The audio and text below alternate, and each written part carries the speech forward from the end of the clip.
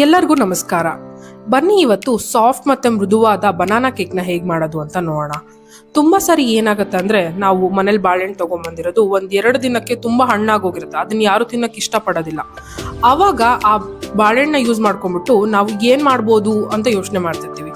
ಅಂಥ ಕೇಸಸಲ್ಲಿ ನೀವು ಈ ಬನಾನಾ ಕೇಕ್ನ ಟ್ರೈ ಮಾಡ್ಬೋದು. ಸೊ ನಾನಿಲ್ಲೀಗ 2 ಫುಲ್ ಹಣ್ಣಾದ ಬಾಳೆಹಣ್ಣು ತೊಗೋತಾ ಇದ್ದೀನಿ. ನಾನಿಲ್ಲಿ ಪಚ್ಚ ಬಾಳೆಹಣ್ಣು ತೊಗೊಂಡಿದ್ದೀನಿ. ಸೊ ಈ 2 ಬಾಳೆಹಣ್ಣ ನಾವು ಫುಲ್ ಸ್ಮ್ಯಾಶ್ ಮಾಡಬೇಕು ಕ್ಲೀನಾಗಿ.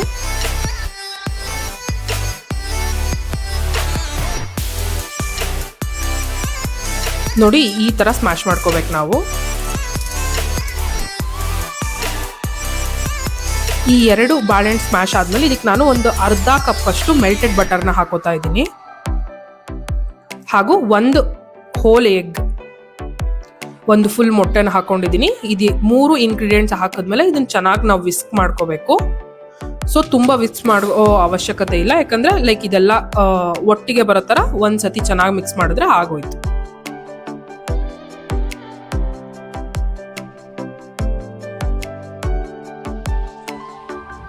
ಸೊ ಇದೆಲ್ಲ ಚೆನ್ನಾಗಿ ಕಂಬೈನ್ ಆದಮೇಲೆ ನೆಕ್ಸ್ಟ್ ನಾವು ಇದಕ್ಕೆ ಸಕ್ಕರೆನ ಹಾಕೋತಾ ಇದ್ದೀವಿ. ಸೊ ನೀವು ಏನು ಮೆಲ್ಟೆಡ್ ಬಟರ್ ಕಪ್ ತೊಗೊಂಡಿದ್ರಲ್ಲ ಅದರೊಳಗೆ ಒಂದು 1/2 ಕಪ್ ಅಷ್ಟು ವೈಟ್ ಶುಗರ್ ಹಾಕೊಂಡಿದ್ದೀನಿ ಮತ್ತು 1/2 ಕಪ್ ಅಷ್ಟು ಬ್ರೌನ್ ಶುಗರ್ ತೊಗೊಂಡಿದ್ದೀನಿ. ನಿಮ್ಮ ಹತ್ರ ಬ್ರೌನ್ ಶುಗರ್ ಇಲ್ಲ ಅಂದರೆ ನೀವು ವೈಟ್ ಶುಗರೇ ಯೂಸ್ ಮಾಡ್ಕೋಬೋದು. ಸೊ ನಾವು ಸಕ್ಕರೆನೂ ಎಲ್ಲ ಹಾಕಿದ್ಮೇಲೆ ಚೆನ್ನಾಗಿ ಇನ್ನೊಂದ್ಸತಿ ವಿಸ್ಕ್ ಮಾಡ್ಕೋಬೇಕು. ಸೊ ನಮಗೆ ಸಕ್ಕರೆ ಎಲ್ಲ ಕರಗಬೇಕಲ್ಲ, ಸೊ ಒಂದ್ಸತಿ ಚೆನ್ನಾಗಿ ಮಿಕ್ಸ್ ಮಾಡಿ ಬಿಡಬೇಕು.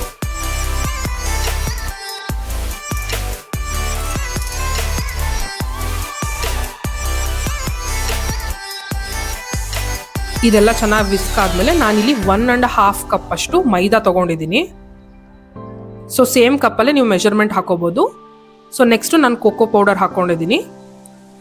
ಕೋಕೋ ಪೌಡರ್ ಆದಮೇಲೆ ನಾವು ಒಂದು 1/2 ಕಪ್ ಅಷ್ಟು ಬೇಕಿಂಗ್ ಸೋಡಾ ಹಾಕ್ಕೊಂಡಿದ್ದೀನಿ ನಾನು.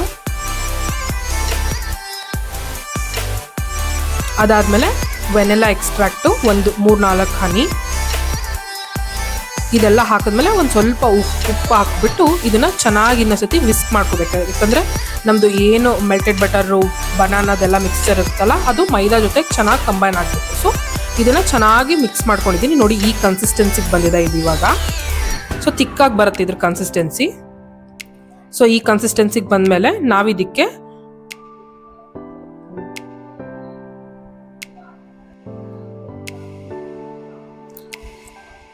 ನಾನಿದಕ್ಕೆ ಒಂದು ಸ್ವಲ್ಪ ಚಾಕೋ ಚಿಪ್ಸ್ನ ಹಾಕೊಂಡಿದ್ದೀವಿ. ನೀವು ಚಾಕೋ ಚಿಪ್ಸ್ ಇಲ್ಲ ಅಂದರೆ ನೀವು ನಟ್ಸ್ ಆದರೂ ಹಾಕೋಬೋದು. ಆಲ್ಮಂಡ್ಸು, ಬಾದಾಮಿ, ಗೋಡಂಬಿ ಅದೆಲ್ಲನೂ ಹಾಕೋಬೋದು, ತುಂಬ ಚೆನ್ನಾಗಿರುತ್ತೆ. ವಾಲ್ನಟ್ಸ್ ಕೂಡ ಹಾಕೋಬೋದು ನೀವು. ಸೊ ಇದೆಲ್ಲ ಕಂಬೈನ್ ಆದಮೇಲೆ ಚೆನ್ನಾಗಿ ಮಿಕ್ಸ್ ಮಾಡಿ ನಾನೊಂದು ಬೇಕಿಂಗ್ ಟ್ರೇಗೆ ಇದನ್ನ ಟ್ರಾನ್ಸ್ಫರ್ ಮಾಡ್ತಾ ಇದ್ದೀನಿ ಇಲ್ಲಿ. ಸೊ ನಾನು ಬೇಕಿಂಗ್ ಟ್ರೇಗೆ ಒಂದು ಸ್ವಲ್ಪ ಬಟರ್ನ ಹಚ್ಕೋತಾ ಇದ್ದೀನಿ. ಸೊ ಒಂದು ಸ್ವಲ್ಪ ಬಟರ್ ಹಚ್ಕೊಂಡಾದ್ಮೇಲೆ ಒಂದು ಸ್ವಲ್ಪ ಮೈದಾ ಹಿಟ್ಟನ್ನ ಚೆನ್ನಾಗಿ ಸ್ಪ್ರಿಂಕಲ್ ಮಾಡ್ತಾ ಇದ್ದೀನಿ, ಯಾಕಂದರೆ ಇದು ನಮಗೆ ಸ್ಟಿಕ್ ಆಗಬಾರ್ದಲ್ಲ ಪ್ಯಾನಿಗೆ. ಸೊ ಚೆನ್ನಾಗಿ ಗ್ರೀಸ್ ಮಾಡ್ಕೋಬೇಕು.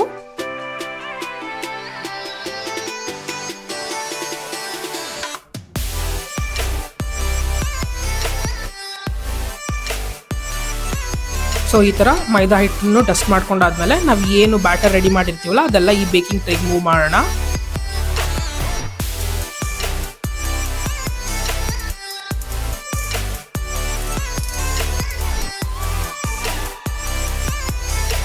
ಸೊ ಇದನ್ನ ಮೂವ್ ಮಾಡಾದ್ಮೇಲೆ ನಾನು ಮತ್ತೆ ಇದಕ್ಕೆ ಒಂದು ಸ್ವಲ್ಪ ಚಾಕೋ ಚಿಪ್ಸ್ನ ಮೇಲೆ ಸ್ಪ್ರಿಂಕಲ್ ಮಾಡ್ತಾ ಇದ್ದೀನಿ, ಯಾಕಂದರೆ ಅದು ತುಂಬ ಚೆನ್ನಾಗಿರುತ್ತೆ. ನನಗೆ ತುಂಬ ಇಷ್ಟ ಚಾಕೋ ಚಿಪ್ಸ್.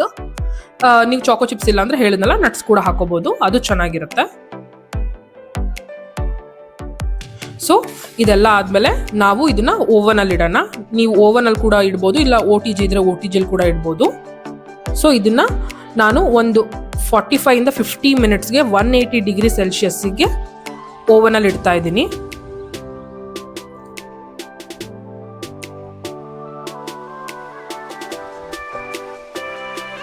ನೀವು ಮಕ್ಕಳಿಗೆಲ್ಲ ಮಾಡ್ಕೊಡೋಕೆ ತುಂಬ ಚೆನ್ನಾಗಿರುತ್ತೆ, ತುಂಬ ಇಷ್ಟಪಡ್ತಾರೆ. ಯಾಕಂದರೆ ತುಂಬ ಸಾಫ್ಟಾಗಿ ಮತ್ತು ತುಂಬ ಕ್ರಿಸ್ಪಿಯಾಗಿ ಬರುತ್ತೆ ಔಟರ್ ಲೇಯರು. ನೀವು ಕೂಡ ಟ್ರೈ ಮಾಡಿ ನೋಡಿ ಮತ್ತು ಹೇಳಿ ಟ್ರೈ ಮಾಡಿದ್ಮೇಲೆ ಹೇಗಿತ್ತು ಅಂತ.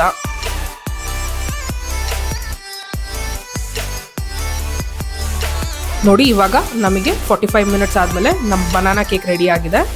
ನೋಡಿ ಎಷ್ಟು ಕ್ರಿಸ್ಪಿಯಾಗಿ ಕಾಣಿಸ್ತಾ ಇದೆ ಇದು. ಒಂದು ಸ್ವಲ್ಪನೂ ಸೈಡಲ್ಲಿ ಹಿಡ್ಕೊಳ್ಳೋದಿಲ್ಲ ಇದು, ಯಾಕಂದರೆ ಅಷ್ಟು ಚೆನ್ನಾಗಿರುತ್ತೆ, ಚೆನ್ನಾಗಿ ಬರುತ್ತೆ ಕೂಡ.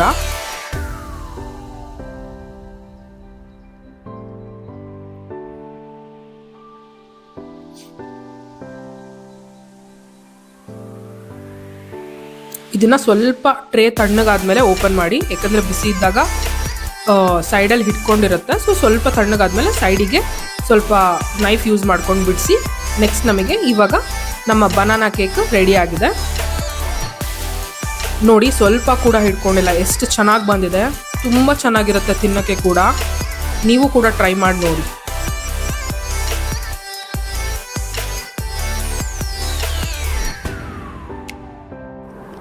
ನಿಮಗೆ ಈ ರೆಸಿಪಿ ಇಷ್ಟ ಆಗಿದ್ರೆ ನನ್ನ ಚಾನಲ್ ಶಿವಾಲಿಸ್ ಪಾಕಶಾಲೆನ ಲೈಕ್ ಮಾಡಿ, ಶೇರ್ ಮಾಡಿ ಹಾಗೂ ಸಬ್ಸ್ಕ್ರೈಬ್ ಮಾಡೋದನ್ನ ಮರಿಬೇಡಿ. ನೋಡಿ ಎಷ್ಟು ಚೆನ್ನಾಗಿ ಬಂದಿದೆ ಈ ಬನಾನಾ ಕೇಕ್.